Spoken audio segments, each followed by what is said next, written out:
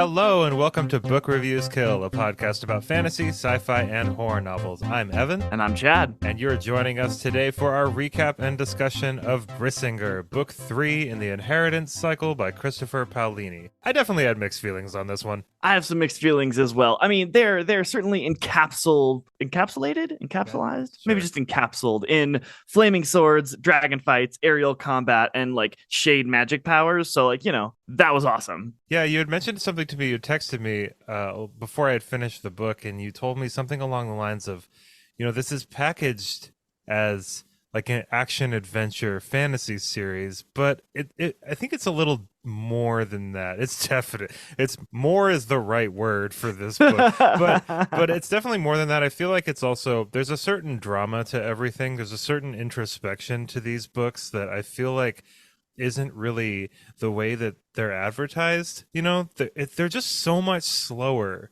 than I went into them thinking that they would be, because I had read Eragon when I was a lot younger and I had reread it, and I hadn't really gotten into the meat of this series, and it really just, like, the action dial turns down, the pacing dial turns down, and I feel like what Paolini might have been trying to do was, instead of writing this kind of like quick like action fantasy series, which is part of it, I think he was also like doing character studies, and he found this world that he had created along the way and was like, I'm going to go hard with this. I'm going to go as deep into this as I feel like. This is going to be a big experiment on world building and character building and things like that.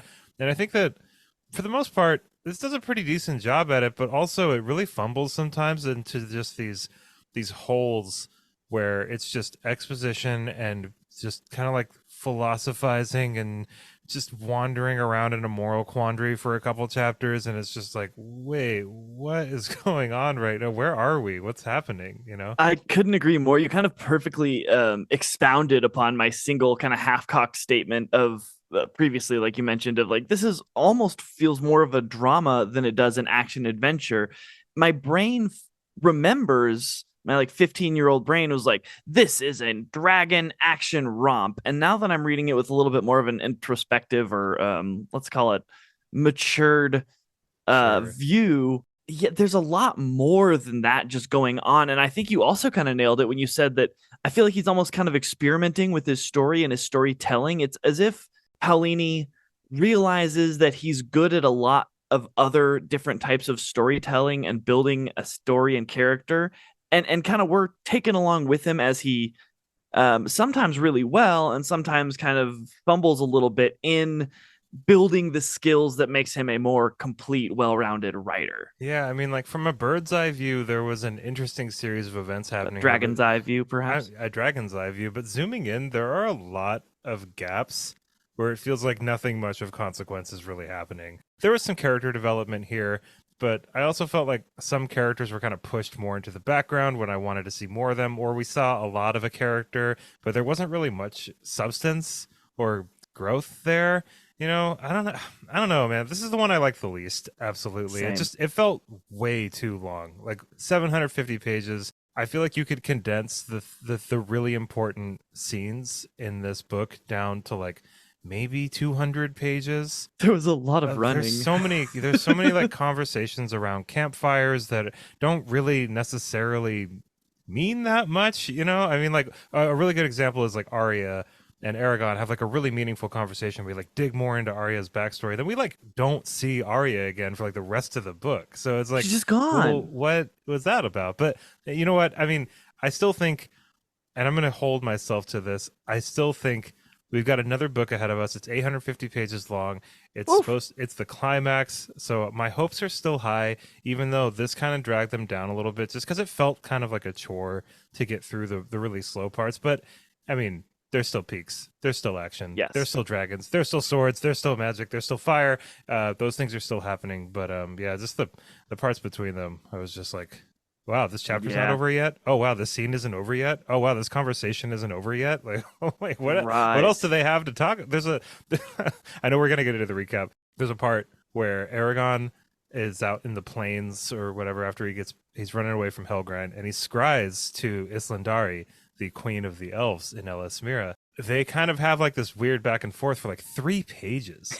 of just Yeah. of like formalities and her He kind tells of. her like, I gotta be fist fast about this. Yeah, I know. And she's just like, well, I heard about what you did. And he's like, oh, you heard about what I did? And she's like, yeah. And what you did kind of made me kind of upset. And he's like, oh, well, I had to do the thing that I had to do. And Islandari is just like, well, maybe. And Aragon's like, yeah, I kind of did. And it's just He's like, like but let me this. explain first. And then afterwards, she's like, so like, I was exactly correct, and you are kind of being a dumbass. But Like, and then they had their conversation, and yeah. it was just like, man, I feel like it's a little bit of this could be pared down. But anyway, there are some things I want to dig into here that I really enjoyed, obviously, and let's get into it right after the recap here.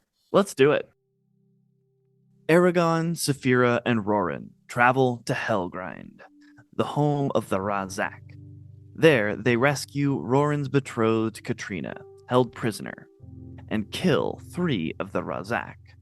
Saphira, Roran, and Katrina return to the Varden, while Eragon stays behind. Eragon slays the remaining Razak, who warns him that Galbatorix is close to discovering the name. Eragon also finds and condemns Sloane, Katrina's treacherous father, to never meet his daughter again, and arranges for him to travel to Elismera, the elven homeland. Eragon then travels back to the Varden after reuniting with Arya, who has come in search of him. Once they return to the Varden, Eragon discovers that Katrina is pregnant with Roran's child, and a wedding is arranged, which Eragon is to conduct. Just before it begins, a small force of troops attack alongside Murtagh and his dragon Thorn. The soldiers had spells cast on them that removed their ability to feel pain, making them unstoppable unless slain. Elven spellcasters aid Eragon and Saphira and cause Murtagh and Thorn to flee, barely winning the battle. After the fight, Roran marries Katrina. The leader of the Varden, Nasuada, orders Eragon to attend and lend his influence in the election of the new dwarf king in the Beor Mountains, while Saphira stays behind to protect the Varden. Eragon is to support the bid of Oric, the former king's adoptive son, who favors the Varden. Eragon heads to Farthendur, where the election takes place. Once there, Eragon is the target of an assassination attempt perpetrated by a rider-hating dwarf clan, whom Oric forces into exile. Having earned the sympathies of the dwarves, Oric is elected the new king. Saphira journeys to Farthendur for Oric's coronation and repairs Isidar Mithrim, the previously destroyed Star Rose. After Oric's coronation, Eragon and Saphira journey to Elismera to learn the secret of Galbatorix's power. There, they learn that Eragon's deceased mentor Braum was Eragon's father. Later, Aromas's dragon also reveals the source of Galbatorix's power, Eldunari, a dragon organ which allows its holder to communicate with and draw energy from the dragon it belongs to, even if the dragon is deceased. Galbatorix spent years collecting Eldunari, drawing his power from the dragons he slew. After some training, Eragon visits Runon, the elven blacksmith who forged swords for the riders. Runon refuses to forge Eragon a new sword, having sworn to never create a weapon again, and having depleted her stock of the required metal. By deciphering the werecat Solumbum's instructions, Eragon acquires the metal from under the roots of the Manoa tree. Runon forges him a sword by controlling Eragon's body, and he names it Brisingr, which causes it to burst into flames whenever its name is said aloud. Aromas and Glader decide to join the battle against the Empire alongside Islanzadi to prevent Galbatorix from claiming his Eldunari should he fall in combat, and to continue guiding Eragon. Glader gives his Elundari to Eragon. In the midst of the previous events, Roran is sent on various missions as a soldier of the Varden. One mission against soldiers that can't feel pain results in many casualties. During another mission, his commander also causes the entire force to be decimated. Roran takes charge of a small group of soldiers loyal to him and leads them to victory against overwhelming odds. Despite this, Roran is charged with insubordination and is flogged as punishment. Afterwards, Nasuada promotes Roran to commander and sends his unit on a mission with both men and Urgals to enforce the idea of men and Urgals working together. When in Urgel, Yarbog challenges Roran for leadership of the unit, he wrestles him into submission. After returning to the Varden, his squad joins the siege of Feinster. As the siege begins, Eragon joins Arya and departs to find the leader of the city, but discovers three magicians attempting to create a shade. While attempting to kill the magicians, Eragon has a vision through Glader's Elundari, showing him and Aromas fighting Murtagh and Thorn in the sky.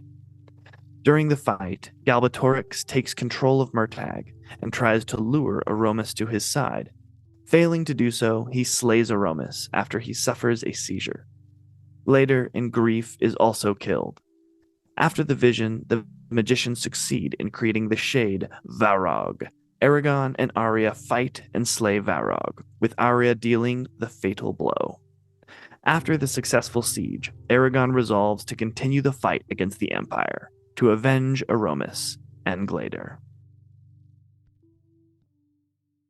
Some events happened, but I feel like we're kind of mostly in the same spot we were at the end of Eldest, except We went Eragon. backwards, we went forwards, we went backwards, we went forwards a little bit. We didn't get enough training, so we had to go back and train more. I would say one of my training though. I'm sorry to interrupt you, but No, like, you're was it? fine. I mean, like Aragon's like, oh man, like we gotta go train, and then he scries. He even like FaceTimes Oramus, and he's like, "Hey, can we do this over the phone?" And Oramus is like, "No, it's got to be in person, man. You gotta come man, here. We got so much training to do." And then he gets there, and it's like it totally could have been an email, you know? Absolutely could have been an email. We had a meeting over this. Wow, But I mean, yeah, it's that's so funny. That I threw in a FaceTime. little nitpick there, but yeah, we're I feel like it's the same amount of like resolve as we had at the end of the last book.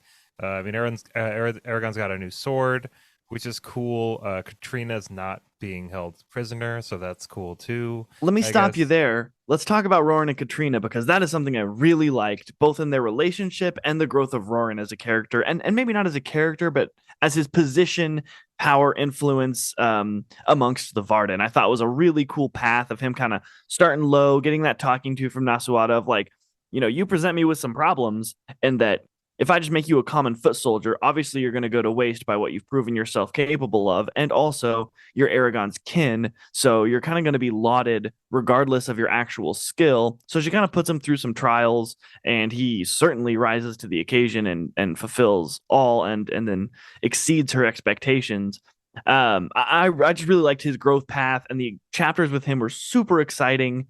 It was nice to hear the perspective of a soldier who's just a soldier, who's not just like flinging pebbles through people, taking on 20 guys, but Totally. being wild. I think probably one of my favorite like individual scenes was the Varden. They're in a small little group and they're attacking this one of Galbatorix's like I think it's just like a supply train. And there's like 4 or 5 soldiers who have backed themselves into this ring of wagons. And the other soldiers are the Varden soldiers are trying to get them, but they're having trouble with the defensive barrier between them.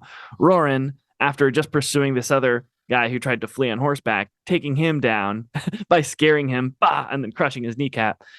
He's like full galloping at the wagons from the opposite direction. Right at the end, gets on the back of Snowfire, just jumps, clearing the wagons, and just crashes into the middle of them. Then just goes on a hammer rampage and kills everyone inside, which was awesome. And then his commanding officer was like, "You'll do." Yeah. Okay. I mean, let's see if I can. Okay. So I liked Roran and Katrina. That was sweet. It was nice that we've got some love there. They're seeing what we're fighting for Reciprocated and love. everything. Yeah. Reciprocated love is nice. Katrina is very sweet. They've got a kid on the way.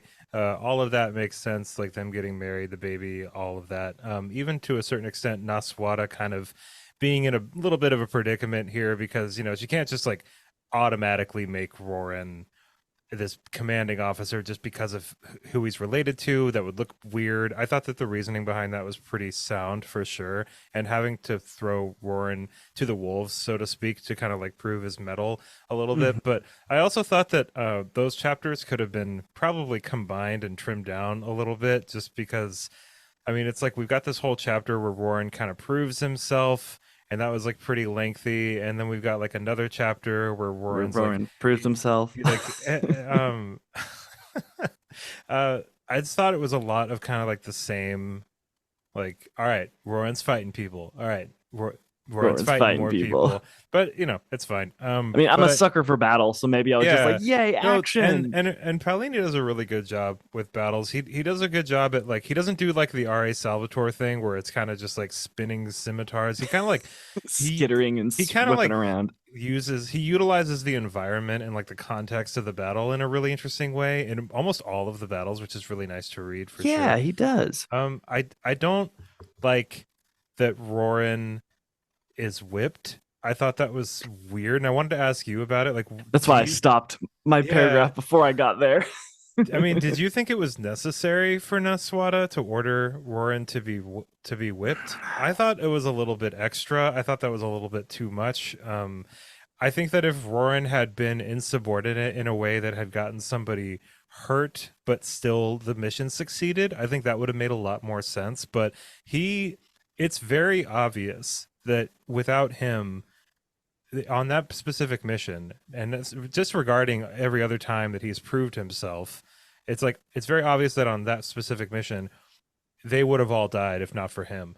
So I feel like whipping him 50 times publicly just for not following one single order is just for optics is really weird. I didn't like it. I don't know. What are your thoughts on that? I agree, and correct me if my memory was wrong, but the thing that I felt especially that was like okay was I think he even kind of tried to follow the order first, and then when all things were going to hell, he was like, okay, now we're doing it my way because we're Yeah. obviously going to go slaughtered if we stay this course. It's like, what kind of message does that send to Roran? And also, To Roran all was the other very. troops. I just didn't like the way that Roran reacted to it in the text either. You know what I mean? I didn't like how he was like, "Well, I don't like it, but we got to do it anyway because it's the right thing to do." And it's like, wait, what? You're not even gonna like try to defend yourself here? Right. Like Like, but I you. mean, like, let's not forget, I also saved the day, and I wouldn't even be here, nor would any of the other troops to have this conversation. It's like if you're gonna build Roran up as like this kind of like berserker, like this kind of like hot-headed berserker, like commit to that. You know what I mean? Don't make Right. him be exactly like Eragon would be in this situation with Naswada, because Eragon would totally show his belly there too. You know what I mean? He just, but it's Show like his no, like belly. this is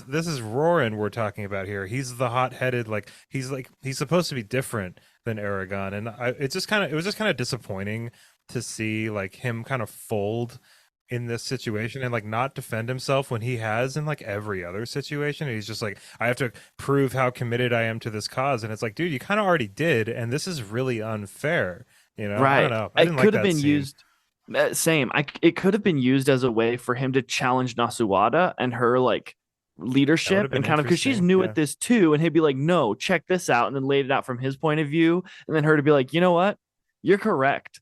Like you should have been doing you're right. You should have done that. You made the right move." And in fact, and then like explaining it to the troops because I was kind of you're right in that like what does it say to Roran, but also what does it say to the rest of the army? Like okay, so you can be like insubordinate, but you have to win the day.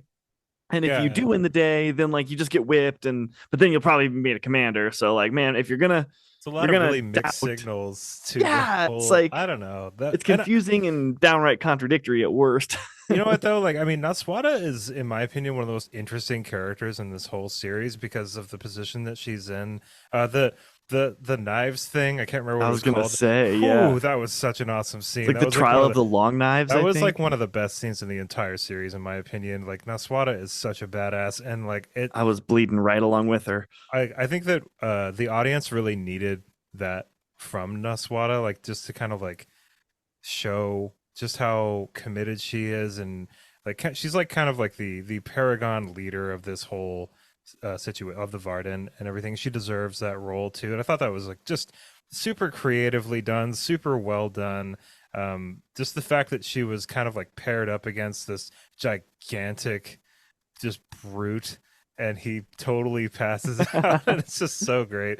The pain that she felt, Paolini does a really good job, I feel like, of describing pain and allowing you inside someone else's head when they're experiencing like some of the worst things that a person can go through. And that was one of them where it's like every slice and like even going so far as to like make sure that it was a full swipe. And then her, because like one is like tough, but it's like if I just have to get through one, it's like okay. But then at the end, when she's almost about to go, she does it twice. Wop wop, just to be like best that. And Faduar, I think his name was just like, I'm done, man. I can't do it. Yeah, I really liked that. So I mean, like, I get that Naswada has to. There's a certain amount of optics when it comes to this brand of leadership, how intense her role is and all of this, but I don't know. I just thought that scene was really out of sorts with Roran and just all the Roran stuff. That was kind of like at the top of the episode. I said that there were a couple characters that we like got to see a lot of, but I didn't really feel a lot of growth.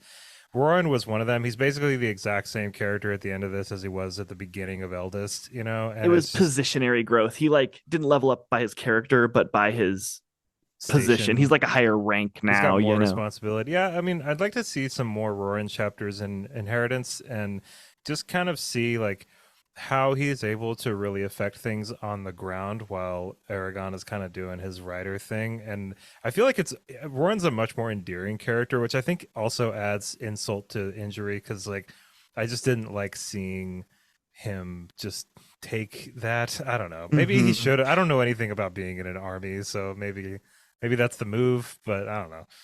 One thing I did kind of like was their Roran and Katrina's argument where she's like, I'm leaving. It was like the opposite, where, back in Carvajal, he's like, you got to go into the woods with the children because I need you to be protected. And this time she was like, she was very opposed. This time she was like, I need to go away for the sake of our baby in order for the baby to be protected. And he was like, no, you can't be leaving. And it was like the opposite argument they had in the previous book, which I Yeah, thought but was I just kind thought of it funny. made sense. It's like, why is Oh, Katrina totally. even here right now? Like, get her Right. out of here, Why is Roran. Horst's wife here? Yeah, why is Also, she anybody here? This is like the frontline Varden camp. They're going to another battle soon. Speaking of though, I had another question. Why did Naswada send Aragon to back to Farthendur for this dwarven election? Like, because I mean, it seems like Aragon really needs to be at the Varden camp because they're about to go fight any day now. They're going to go get into another battle. they What almost just lost. did I miss something here? Like, did I miss like why Aragon had to be present for this? I mean, was it because of the obligation that he had kind of made to the dwarf clan that he is now technically a part of, or like did that I was it because like Aragon's presence there would make the dwarves like more kind of agreeable to what the Varden? I thought the dwarves were already kind of like on their side by letting them be in Farthendur and stuff. I don't know. I think this was her logic, and it kind of makes sense. So I think she was saying, because you are an honorary member of this dwarven clan, and you obviously now have sway, you have privilege to join this vote, if you will, He doesn't and get a have some vote. influence.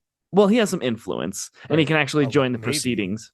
Yeah, I think her logic here was, if the dwarves elect someone who is not favorable to continue helping the Varden, we will probably lose this fight. Like, we absolutely 100% have to have the dwarves, or we're going to lose probably. So if we don't have them, we're kaputs.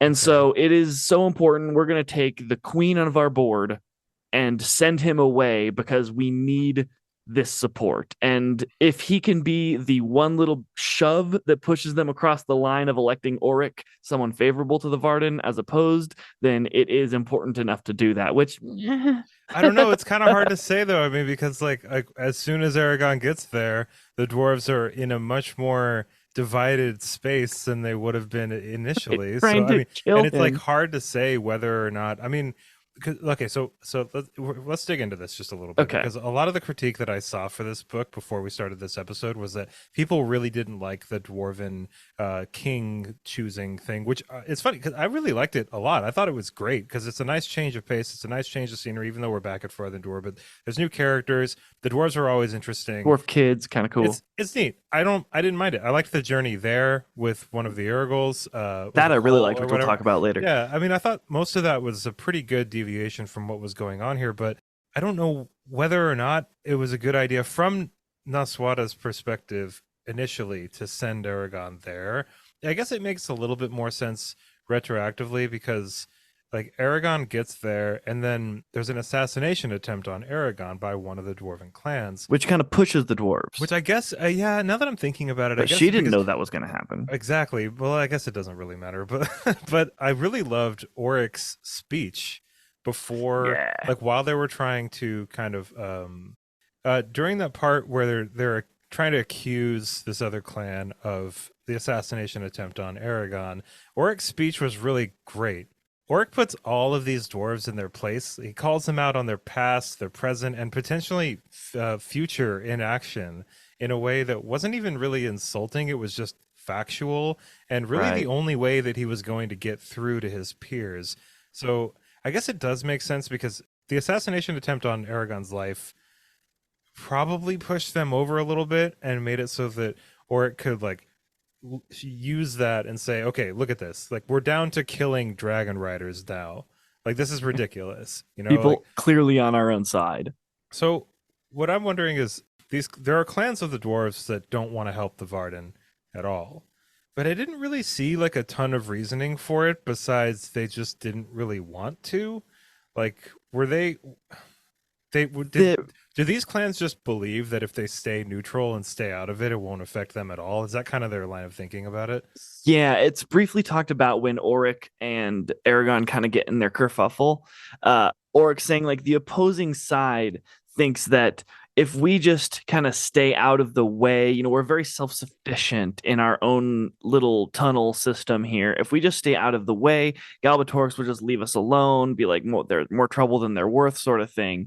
Though I think the two things going against that point of view is one, Galbatorix has proven time and time again that his need for all encompassing power is pretty large. And also, two, Farthendur was almost near on taken over by Galbatorix. Like, Yeah, clearly that's months not. I guess they ago, were just a housing the couple months Varden at the ago. time, but But it still, still yeah. seems like way out of his way to send a bunch of Urgles down there to take them out. So it's like that position seems to be already defeated in my mind. See what I usually try not to like rewrite stuff. I don't think that's very entertaining on my part or our part as critics or reviewers or whatever. But I do think it would have been a lot more interesting if one of these dwarven clans, instead of like trying to assassinate Aragon, had like kind of already gone over to Galbatorix. I thought Ooh. that would have been like a way better conflict than just they want to kill Aragon because their ancestors are upset or whatever. And like, yeah, I guess, but like it's just Maybe give us a mid battle with dwarf on yeah, I dwarf. felt like there wasn't really like a good enough reason for like that schism, like that We don't divide wanna. between the clan. Yeah, it's just like, oh, we're scared. And it's like, yeah, I mean, I guess, but that does it kind of just doesn't really fit in my opinion, like with the dwarves like temperament, with their history, with their lore. It feels a lot more like these dwarven clans would take a lot more action to try to avoid being swept up into this war other than just like staying neutral, which I don't know.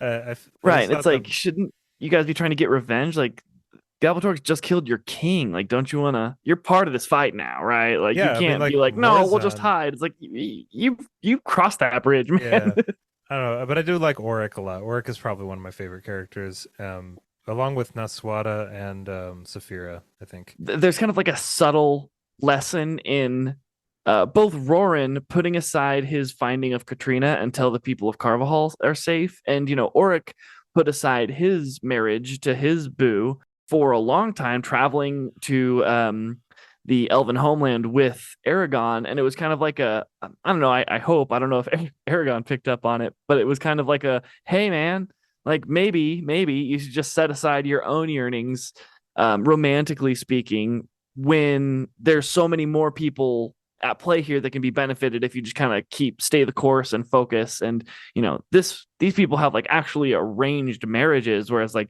your flirtatious meanings uh is not really the focus of what you should be having. I look at these other examples of people who managed to set aside their reciprocated love for the greater good, and maybe you should perhaps do the same, Sir I mean, I Aragon. really liked that kind of took a back seat in this book. I thought I Yes. was like at the end of Eldest, that was one of the things I was worried about with Brisingr. It was like, okay, Oh man, and then we got like a little taste of it when Arya and Eragon were talking and stuff, and Arya brings up like her ex-boyfriend that died tragically, and Yeah. all this stuff, and I thought it was really cool, and I Ariane's all want to. sweaty, like, well, did you like him? But what I did like, and I kind of wanted to go over this just a little bit more too, is that so I after 2.5 episodes of this, I think it's pretty clear. I don't really like Aragon as a main character. I don't like that he's the main POV character that I have to read in this series because I don't think he's very interesting, and I think he's mostly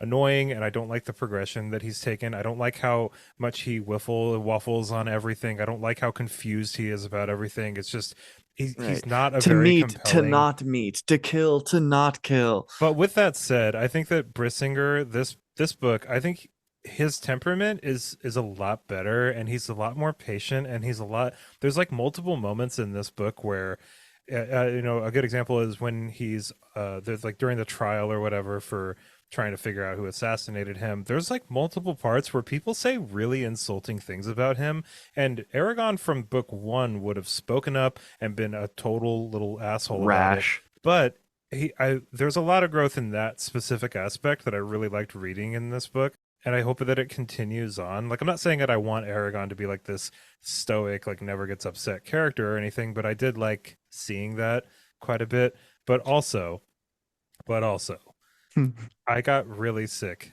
of Aragon just not knowing how he feels about stuff like for so much of Yeah. this book, and it's Like, think less. I mean, maybe this is a pretty unfounded opinion of mine. I don't think it is, but maybe I it's like, dude, this is you're about to go try to save the world. Like, you need to just start committing to stuff, man. Like, Mhm. there's no 100% correct answer about anything. There's no 100% right way to do things. You're never going to not feel bad about stuff when you're literally one of the main gears that is turning a whole world war. You know what I mean? Like, it's just, and I know it sucks, but like you're this is kind of bigger than how you feel about things Right. almost at this Next point. time, kill Like, Sloane, man. okay, yeah, we could talk about Sloane. I think he should have just killed him. Should Like have just killed him. in my opinion, and maybe this is intentional on Paolini's part because it's an interesting thing to think about for sure. And Aragon still is young and fairly inexperienced, and he's constantly trying to do the right thing. And then second guessing his own. But then, yeah, I mean, like, I think that resigning Sloane to live blind in a place he's never been before and never be able to see his daughter again is almost it's worse than just killing him. Yeah, I mean, Sloane even says, just kill me. Yeah. And Aragon's like, no, I know better than you, and I'm gonna do, and it's just, I don't know. I thought that was just, it was not only like not Aragon's call, for one thing. He took all of Sloane's autonomy away from him, and it's a huge side quest. It's a huge time sink, and everyone's really annoyed with Aragon about it because there's way more different things to focus on. He put his own life in danger. Like, think about it. Right. Aragon put his life in more mortal danger doing that than he had been since maybe the Varden attack, or like since he fought Morzan or whatever. I mean, Since he was in an not all-out Morzan, Murtagh. battle. But he put himself in so much danger for this. And it's like, dude, think about the amount, like, if you died, think about the amount of people that would die because you weren't around to be the writer that you're supposed to be. Like, just for this person who's been pretty reprehensible and Downright betrayed by and killing. literally asked you to kill him. I mean, I don't Ah, know. I think it's a pretty good presentation of a sticky situation for sure. But I don't know. I think he should have just.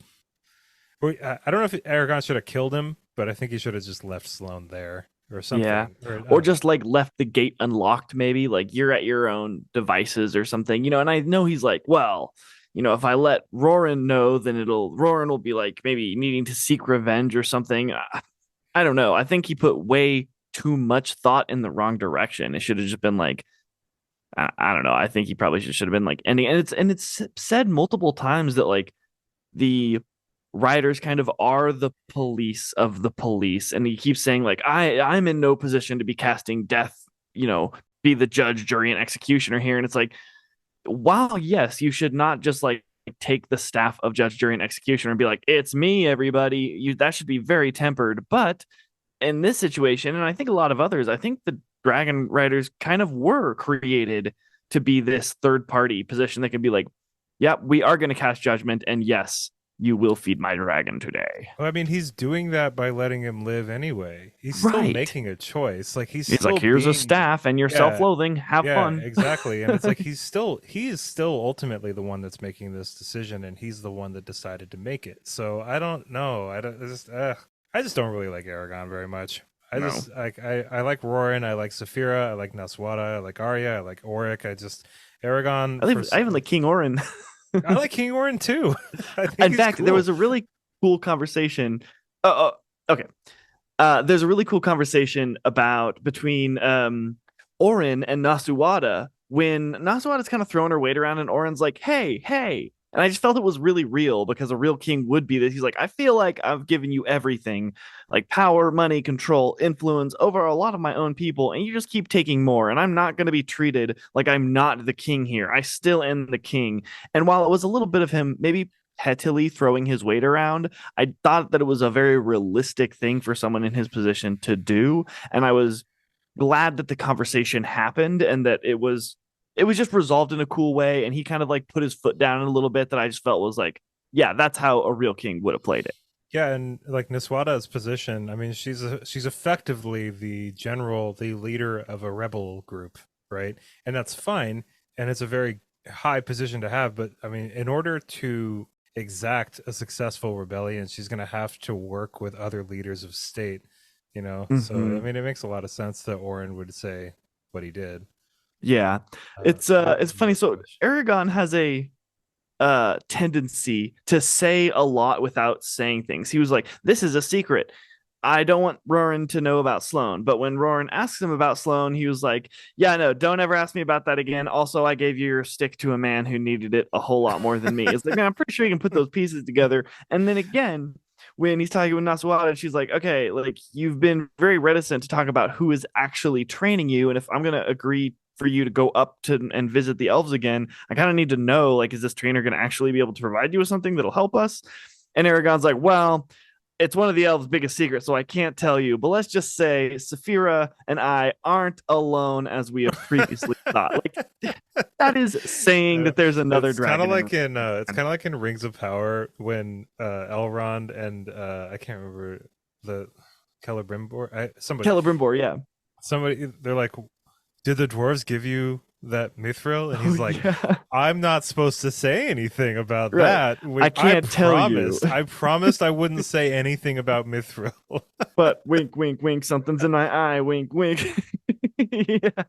Speaking of Aragon in Elsmira and everything, that whole thing, why did Runan forge Oh Aragon a my gosh. sword when she said she was like, I'll never do it again, but like, okay, I'm gonna expose this little loophole because this could be a really badass sword. So it's like, why don't you just do it then? Like, I don't know. Right, right. It's like, That no, no, but I'm going to like take you over. make I'm going to this be the really puppeteer inconvenient, here. like Ratatouille, this sword together, and like, I don't know. It turned what could have been a really epic, awesome scene into kind of like a clumsy scene where Yeah. like it would have you know what would have worked just fine, and I know I don't want to rewrite stuff, but it's just, you know what would have worked just fine is if Runan had said like, I'm never gonna make another sword ever again, and then Aragon like presented her with more material and kind of like explained the situation a little bit more or something, or just appealed to her in some way, and she would have been like, you know what, yeah, okay, let's go, let's do it. And then she Right. just like went into a scene where she's making this awesome sword. Like, I don't understand. Like, it's like, I don't know, I Right, thought it was because you weird. could have been like, "Well, I stopped making swords because I didn't want any more violence to be caused. However, I now realize that by making a sword, I can prevent more violence from being caused than it will be by the sword that I'm making." And she could have logicked her way into doing it, as opposed to it was like, what's the saying where it's like you followed like the letter of the law, but not the Right, some. yeah, totally, Yeah, it I was know what the you're trying to spirit say, of it. yeah. Yeah, and it was just like, okay, it seems like your oath doesn't mean jack if you're like, "Yes, but here's a loophole to my Let's go ahead own and oath that exploit this I'm so it's like gonna." effectively the exact same thing happen. Ah, Like, like, okay. If Aragon wouldn't have had that sword without Runan, no matter which way they went about doing it, then it's still Runan that did it. So it's like, Right, or maybe uh, have him just find the sword under the tree. That Like, would have been who pretty knows where it's cool. from? That would have been fine. See, Not the okay, or, so you know. here's something that I'm a little bit Click more clack, we're critical. rewriting this baby. I'm kind of critical about Paolini in a couple of these different senses, where I feel like Paolini has these ideas and then he gets married to them and doesn't want to delete them, so he just Yes. forces them into the story. It's like Aragon's just fine. It was already set up. Like Sorenbaum was like, look under the Manoa tree. You know what I mean? It's like maybe he would have just found a really awesome sword. You know, like that would have Right. been pretty cool. It would have Have been it be from like a rock hard wood or something that the Manoa tree gave to him or or something awesome, you know? something, right? But it's like no, Paolini was really committed to having it this elf that would never make another sword again. So now we got to go through this whole rigmarole of like finding this metal and doing all this stuff, and it's like, how are these swords forged? Well, I just happened to be walking through the forest one day and a meteorite fell, and that's how I started making all the swords. And like and it's like, well, why does any of this matter? So like what Right. another thing too, kind of more in line with what I was talking about, is the magic system. The magic system is just whatever Paolini wants it to be, and I feel like he just gave up trying to make it If you consistent or don't know, believable. now you Like, know. okay, so like to a certain extent it makes sense, right? Like, I mean, like magic saps the user's energy, doesn't work if you're too far away. That That's works really well. fine. But there's no real way for me as the reader to know when Aragon is dangerously close to magic killing him or even injuring him or impairing him in any way. So there's no real danger there. There's no consequence to anything Aragon does for the most part. He can just do magic, lots and lots of magic, and sometimes it makes him a little tired. Eragon just does the magic he needs to do when he needs to do it. And I feel like Paolini set up a consequence, but we can't actually have the consequence happen because the story needs to happen. So now we're in this weird gray area, you know what I mean? Where like, there's just all the magic we want happening, and like Aragon just gets sleepy, you know? Right, So I don't, right. But then he also can just like suck up some twigs around him life and he's back to being good, though it's not nearly as nourishing, but like he's still like 100% but can he's pick up still Sloane and go fine. off running away, you know? Like the rings that he gives to Roran and Katrina, he's just like, ta-da, here's these rings that do I this really made specific these. thing. And it's like, wait, what, where did that come from? Like, why aren't you giving these to everybody? Like, why don't Right. Is you, this going to sap your strength forever every time they use them? that's Or a really like, good question that's never yeah. addressed. Or like Sloane when he gets magicked into all the bunny rabbits bringing him food on his like wild course up to Elismira, which like who even knows how he knows which way north is? But like okay, so like he gets magicked or Eragon makes a spell that all the birds and the creatures around Sloane in his travels will bring him food and sustenance. It's like, well, what sort of as Eragon travels away, is that going to sap his strength more? Or is that like a one and done? Now it's like all my strength is gone. Because there's mentioned multiple times where it's people are like, can't you do this spell?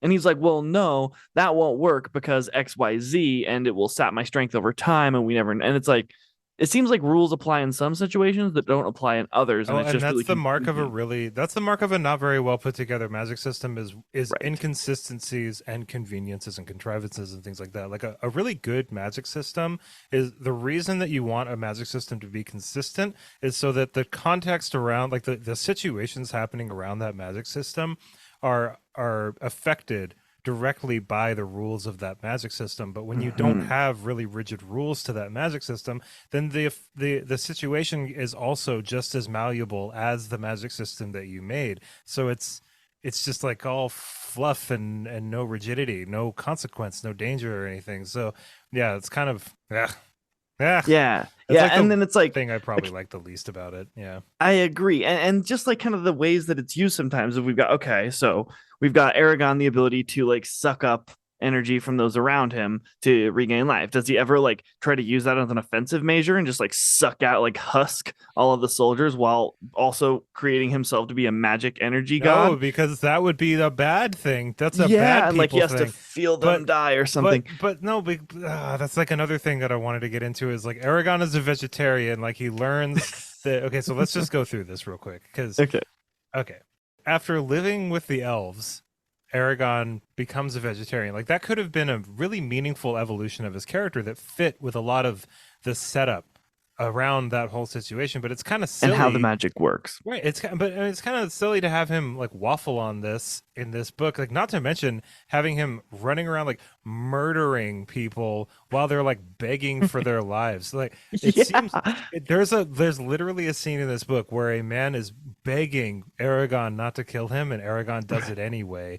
And because he then has to. and then he doesn't even think about that at all, which I would make a lot of sense for you to think about. Like, that would haunt me in my dreams for decades. But Right. Aragon doesn't give it a second thought. But like then he's like out in the middle of the desert, and he's like, "Oh, I might have to kill a bunny rabbit." And it's just like, Right. wait, He what? feels like the Like, loss of the tree or the, like the shrubs that he's pulling the juice from. It's like, what? Something else with kind of the magic system that I was like, "Ugh, I roll, whatever," was like, okay, so we've got this problem that Nasuada comes up with in the first or second book to be magic lace makers so that her army can be fed. Like, cool idea, cool enactment.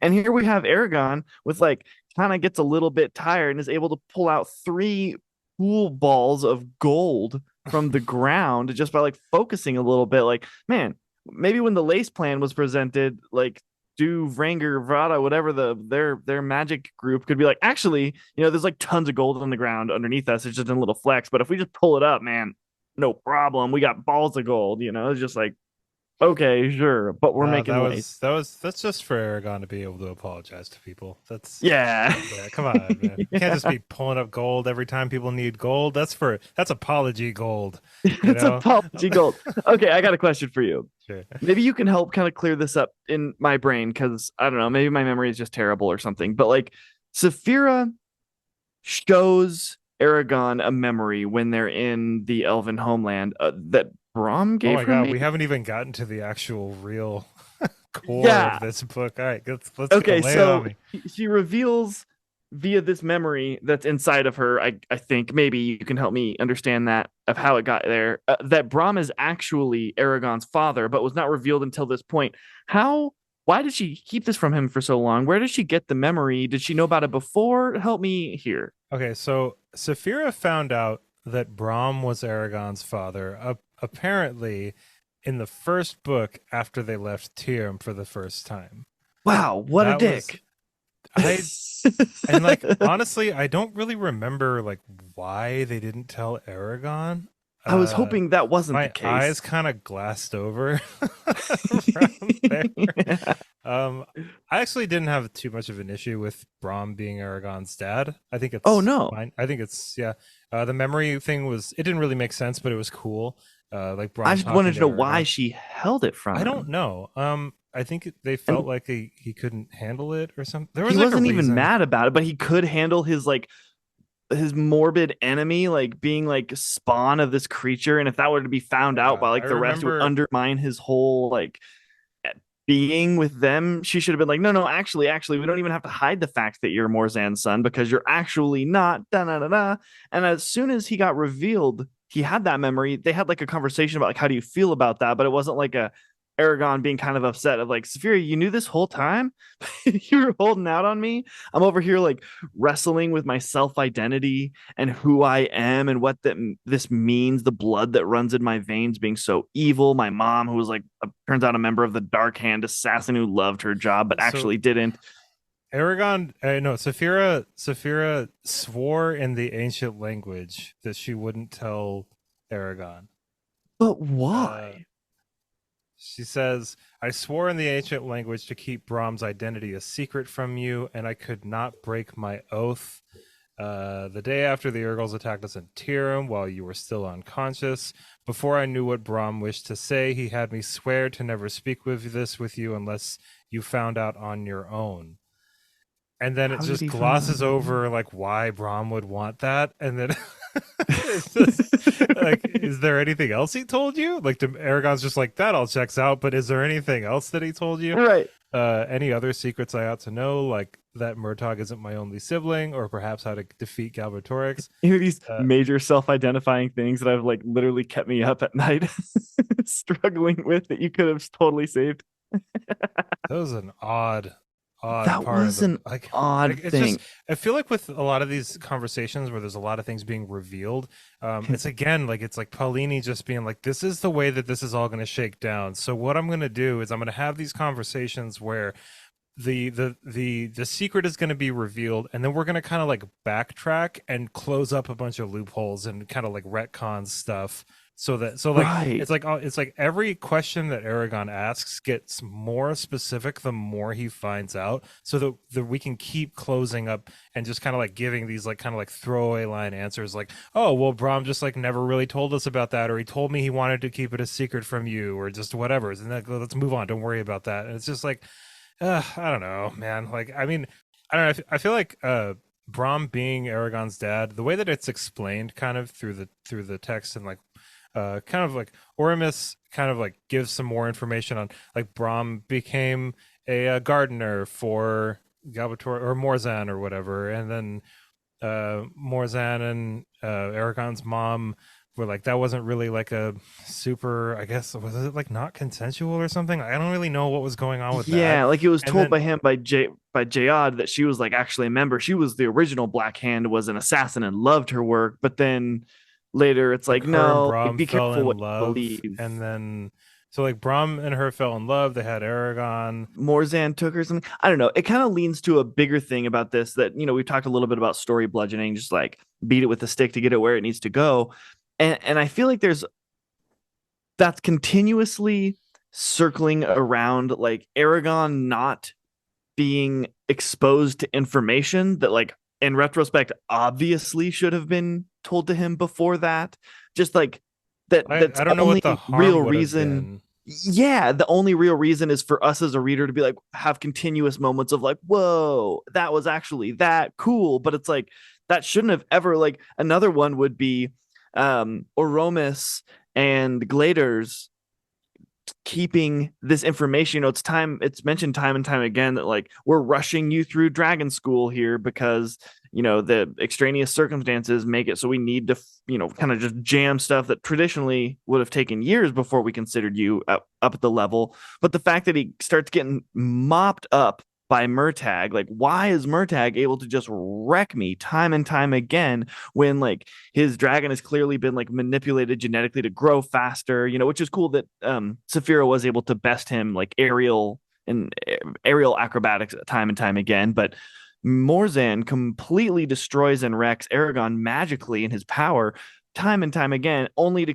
learn that there's actually this organ that dragons have, the Heart of Hearts, the Eldunari, that you can tap into and get tons of strength. And like Aromas knew this the whole time, and that's why Galbatorix is so powerful. And it was like, man, feels like that should have been revealed to him like way up front. And then he's like, well, it didn't, because early dragons can be wanting to like woo their riders, can give this part of them over to the rider too early, and that's like really hard to do, to exist outside your body. And it's kind of this weird thing that's explained.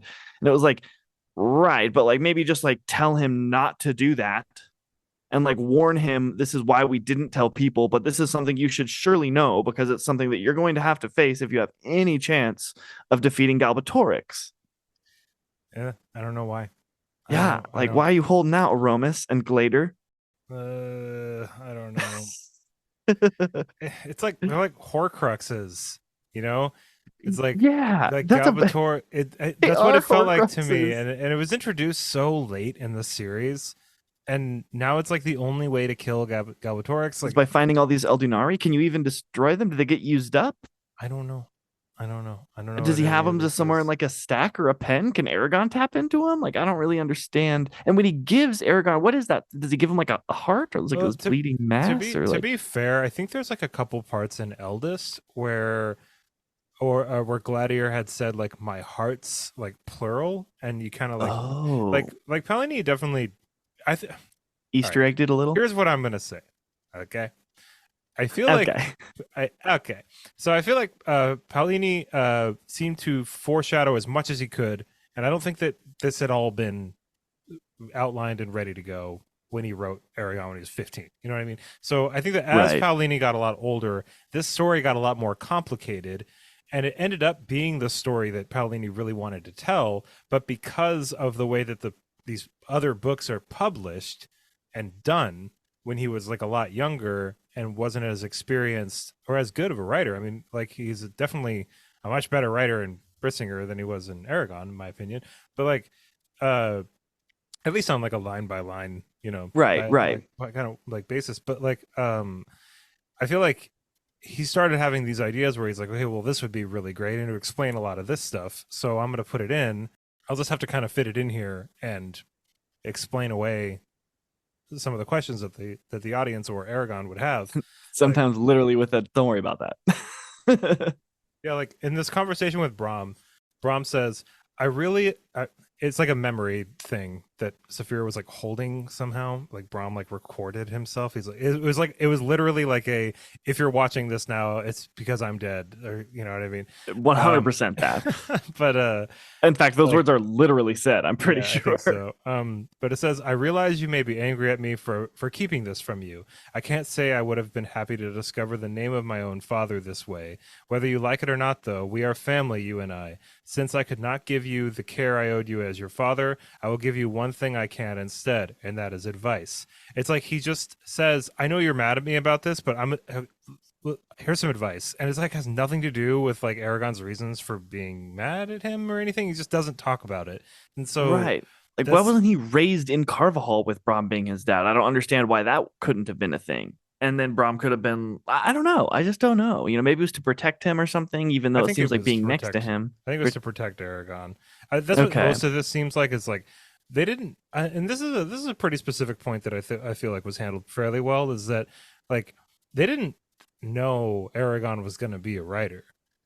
That's like pretty Right. important. It's a really important thing to remember here is that like Saphira picked him and everything, but there was no way they could have known. It's not like, okay, we're gonna send Brahm over here to raise his writer son whenever he comes up, and that's Right. He very was just important. backwoodsing it out of the ways to like wait. Obviously, right. So that made a lot of sense for sure. But yeah, I don't know. I feel like things were being kept from Aragon, not because of any real reason, but because this needs to happen in this book now, and there's not really And like a aha better moments are way really to like cool. explain it. And it's good that those things are in the book because it's making things more complicated, it's making things more interesting. Obviously, I mean, I think that Moving the story forward. I know I said the Horcrux thing, but like the thing with the dragon's like second heart is like cool, obviously. Like I Totally. want to find out more about that. It's honestly much cooler than anything that I thought was going to happen at the end of this book. I think that's a really interesting development, and I'm glad it happened.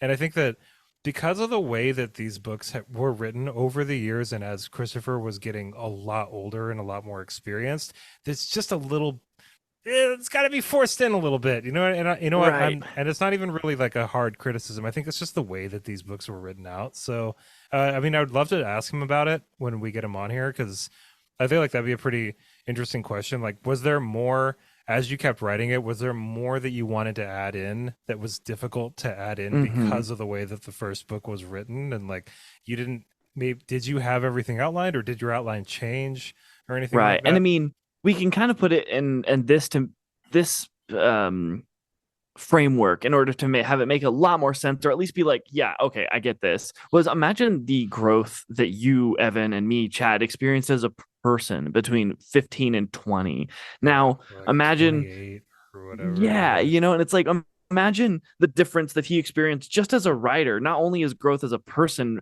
and over those years, but also in his skill and craft as a writer. It's like he has expanded a lot. And I think a lot of what our complaints are founded in him being a far superior writer and kind of having to jam things back into his beginning book when he wasn't. And in order to increase the scope of his story and the depth and the driving factors behind everything. He kind of grew the story as he was growing, but as doing so, kind of had to beat the heck out of some of the It's really reasonings in the the more that beginning we talk books. the more that we talk this out, the more fascinating this specific series kind of is to me, because it's like it's such a unique situation, and it's such a unique series in that, Paolini was so young when he started it, and then it grew into this really complex thing that you can feel it when you're reading this book, that he was so passionate about what was going on in here. I mean, like every chapter, even if I thought the chapter was boring,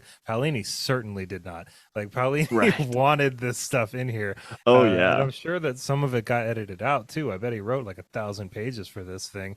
Especially if you've been living and working in this world for so long, you're going to want to add every little thing, every little stick and branch. And I just kept kind of tripping over them now and then because I wanted Eragon again. I want Eragon 4 times in a row, Right. but I don't think that's what Paolini wanted, And No. so and that's fair. That's 100% fair. It's his story. But yeah, there's just definitely some things in here where it's just like, okay, well, I guess we just don't really need to worry about that. Right. Like Okay. especially, a great example of what you're talking about is like the love between Arya and Aragon, or Aragon's affection for her. It's like, as a 15-year-old, it's like you really like that girl that you're sitting behind. It's like, well, why? Well, it wasn't because of like all these deep reasons. It was just like you were infatuated with her. You were like the Yeah. way she smelled, and it was like this you And don't then that even kind know of as a takes a back kid. seat to some other stuff later as you get older too.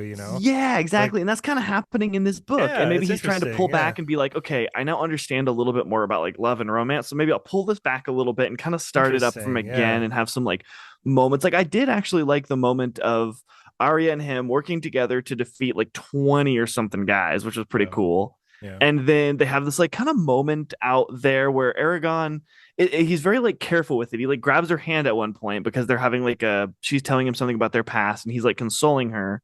And then she like shifts after 20 seconds, and he realizes like, oh, and that's the moment, and it's done. And they pull Nice. back, and it was Yeah. like, Like good nice, guy cool. Aragon. All right. Yeah, all Cool. right. Nice. Yeah. Like, not going to be like, and you are more devastatingly beautiful than the golden rose that our love just kind of created, which was, might disturb some economies in the future, having this field of golden roses, whatever. I thought it was pretty cool. I thought it was pretty cool too. Yeah, as much criticism as I kind of like laid at the feet of this book, I definitely there were more parts I enjoyed than parts that I didn't. But the like the nerd in me wants everything to line up in a certain way, and sometimes they don't. Right. But one thing that I really really did enjoy that I've enjoyed this entire time is Saphira. Saphira is just awesome. Just awesome. She seems to be besides Oric and maybe Naswada, like the most genuine and like confidently written character in this series. I loved when they were at the Manoa tree and she gets impatient and just starts digging under it. That was awesome. Her devotion to Aragon and like blind fits of rage would like maybe seem silly to me, but they're also balanced out so well with these little pockets of wisdom and like also the absolute tragedy that she's facing by being one of the last dragons in Yeah. Alagaësia, which That's got to be rough. when Gladiator died at the end of this book, like Saphira's reaction to it, that was intense. That was a very well written reaction to that because it was Yes.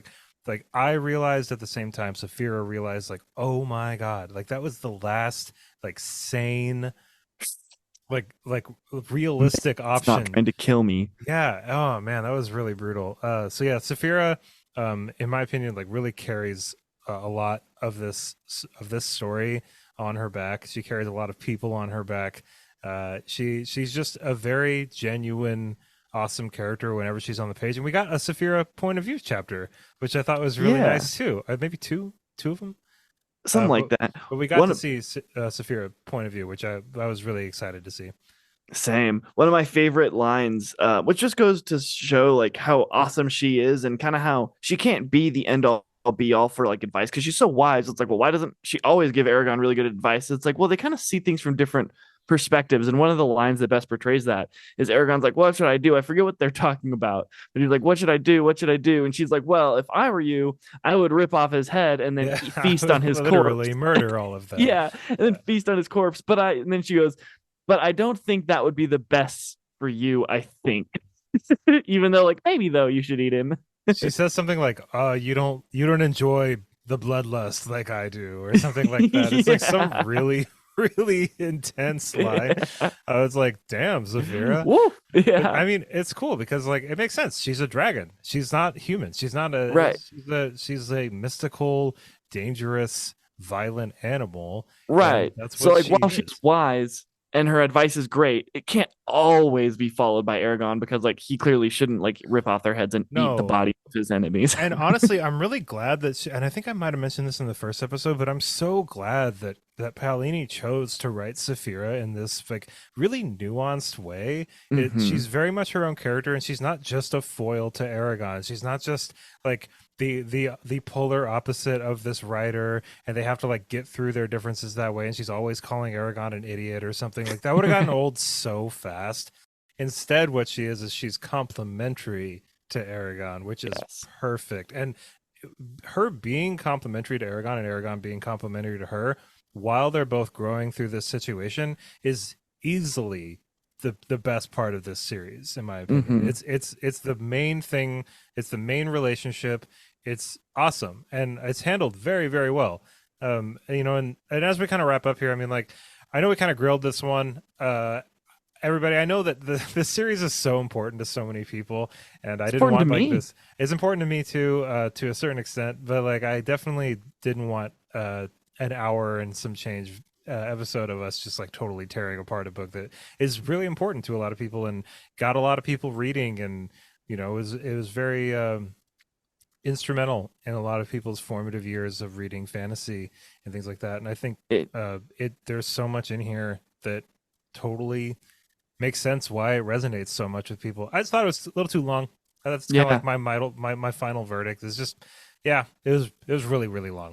It was I too long. agree. It's funny to me, and I think I said this earlier, but I'll repeat it. You know that in my brain, I remember this as such a dragony, action filled romp, and when I read it now, it's like, man, there's a lot of scenes where Aragon's like trying to fit in with the women of Carvajal by kneading dough, and you're like, wow, that's not an action I know there's dragony a romp. part there's a part where like where Aragon and Oramus are talking, and it's like a pretty intense scene, and then like a hummingbird comes and like flits over to them, and it's like this whole paragraph, and it's just like, why is this here? Like Right, like I why is Jayod and his wife and the struggles of her maybe it past means being something. like a merchantling like a thing?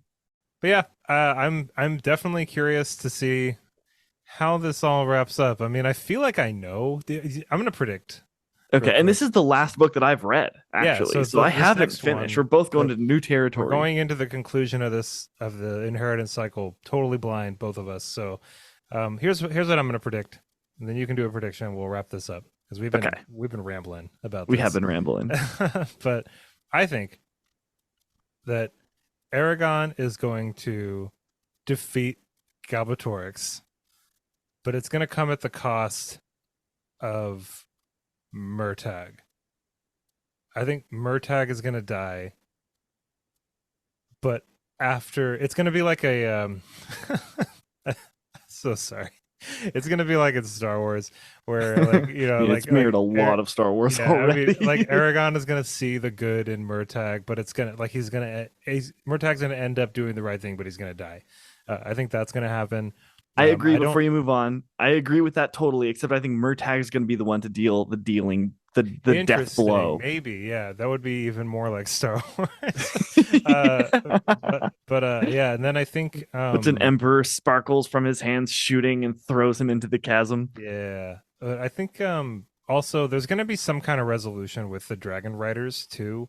I don't know what that's gonna be, but I feel like they're either gonna find more, or they're gonna find out about more, or they're gonna find out a way to like reinstate the Dragon Riders in some capacity. I think that's gonna have to be tied up at some, like it can't just end with like no more Dragon Riders. I feel like so. I feel like that's also gonna be a thing. So. I don't know how exactly they're going to get to it. The Dragon's Second Heart thing is obviously going to come into play. I don't really see any more major characters dying for some reason. Like No. I don't see Roran or Arya. Maybe Naswada. I could maybe see Naswada dying. Yeah, or like Um, Angela, though I don't see it. She's there at no, the we can't kill Angela. No, she's standing on the no. side with Solon Yeah, Bum. Angela needs to stick around. I like Angela's super cool. She's one of my Uh, favorites, yeah. So I almost want to say, and I know this is contradicting me being like, Murtag will be the one to deal the death blow, but like I almost want to say that there's something inside me that says Nasuada and him are getting together. Naswada and Aragon. And Murtag. Oh, interesting. She's always been like kind of sweet on him. She visited him while he was in captivity. She was really sad when she learned that he was Maybe. dead. Yeah, I And then forgot also about that. when he was in, she's always been like really like, man, she had like shows once when he's talking about Murtag being like the things that he went through to be twisted in order to be like an agent for Yeah. Galbatorix. Like a single tear goes down her face. And I was like, I don't know. I feel Maybe like this book might end in just like super, super good news and like no one major dies. maybe. I mean, I could definitely see that. I for a second I thought that Aragon and Naswada were going to get together, but I kind of really like. I like platonic I thought that too. relationships a lot. I think they're great. Not everybody needs to be smashing, and not everyone needs to be Hmm. crushing on each other all the time. Like just because you have like a girl and a guy in a situation, like does not necessarily mean that they need to get together. Right. And that Like chapter that you're, or that paragraph that you're specifically thinking about was Aragon even went out of his way to say it's really nice to have a friend on the yeah, opposite sex. And I was like, okay, I don't think that that's where this is going. Because yeah. it said like he was charmed by her and enjoyed hanging out. And it almost seemed, but then he went out of his way to be like, I like having a female friend. And so I was like, okay, I don't think this is going the romantic way. So I do think this is going to end with Aragon and Arya together. Ugh. I don't know, No. either the book's going to Murtag's going to deal the death blow, or he's going to be good and his dragon Thorn will be the one that mates with Saphira, or they'll both die and this book will end, the next one will end with like everything being fixed, but Saphira kind of sad, like there's still not a mate for me, and then like the dragon hatchling like cracking open for somebody. It would maybe make The more Elva. sense so that because I keep hearing like rumblings that there's like a fifth book coming out. Um, Oh. so if there's a fifth book, like maybe there is like maybe that's Aragon and Saphira like looking for more dragon riders or something like that. That'd be interesting. Yeah. There might be one in the wild still. All right, I think it's time to wrap this up because we have an 850-page book to go read, We and do. we have an episode to make about that one too. I'll end by Everybody, saying, hopefully, no one yells Brisingr while he's riding along and just lights a sword on fire for him. that was so Ah, dorky. my hip. That was like kind of dumb and then funny, and then kind of dumb Yeah, again, or totally. maybe it was funny and then dumb and then funny again. I can't remember Right. like, exactly how I was feeling. But yeah, everybody, thank you so much for listening to this episode. Chad and I had a lot to say about this, obviously, but this is a podcast about books, so I feel We're gonna pretty book out okay. from time to time. Anyway, everybody, hope you have an awesome rest of your day. Thank you so much for listening. Join us on our next episode, the last episode of the Inheritance Cycle for Inheritance, and then we'll be having Christopher Paolini on. Right. And if you have any questions, please don't hesitate to email us. You'll find the email in the description beneath this episode. We will either quote your name or not quote your name, whatever you tell us to do. But if you want a little shout out, we can be like, Rick asked this question. We always love hearing from people and asking the questions that you guys want answered. Everybody, thank you so much for listening to this episode. I hope you have an awesome rest of your day, and of course, happy reading. Bye, everybody.